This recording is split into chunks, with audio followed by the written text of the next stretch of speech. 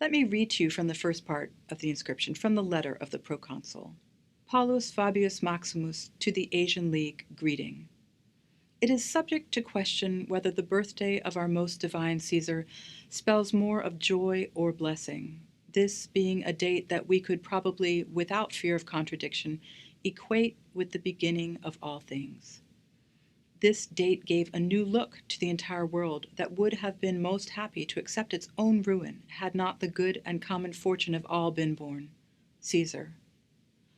Paulus Fabius Maximus talks to the Asian League about the birthday of Caesar, that is, of Octavian, also called Augustus, who took on the cognomen of his adopted father, Julius Caesar. In the inscription, he's called divine. In the ancient world, we have to remember the boundaries that are drawn between animal, human, and divine were perhaps blurrier than they are today. Paulus Fabius Maximus argues that this birthday of the divine Caesar brings good fortune to all. He suggests that the Asian League reorder their calendar to start on Octavian's birthday.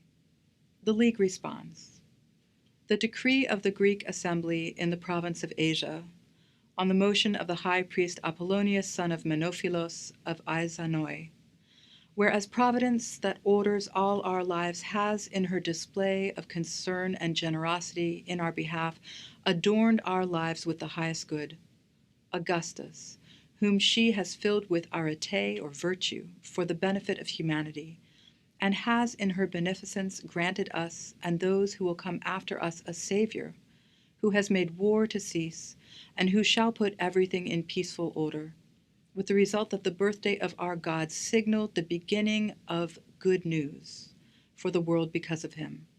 The Greeks in Asia decreed that the new year begin for all cities on September 23rd, which is the birthday of Augustus." It goes on to explain that this same announcement should be made in all the cities in which there is a festival and games for the emperors, and it should be inscribed in temple precincts of Roma and Augustus. The message should also be extended to cities designated as judgment centers, with white marble stelae or posts with the inscriptions put into the temples of Caesar.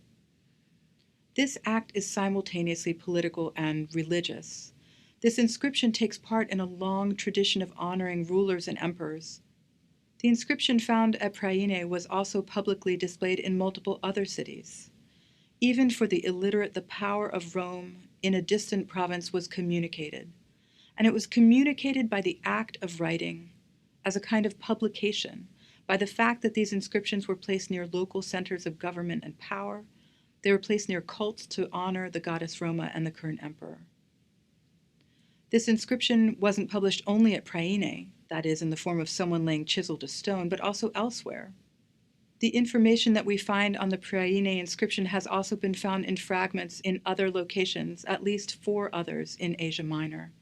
This tells us that the news was proclaimed not only in Priene, but in other cities, even in less populated areas in the province.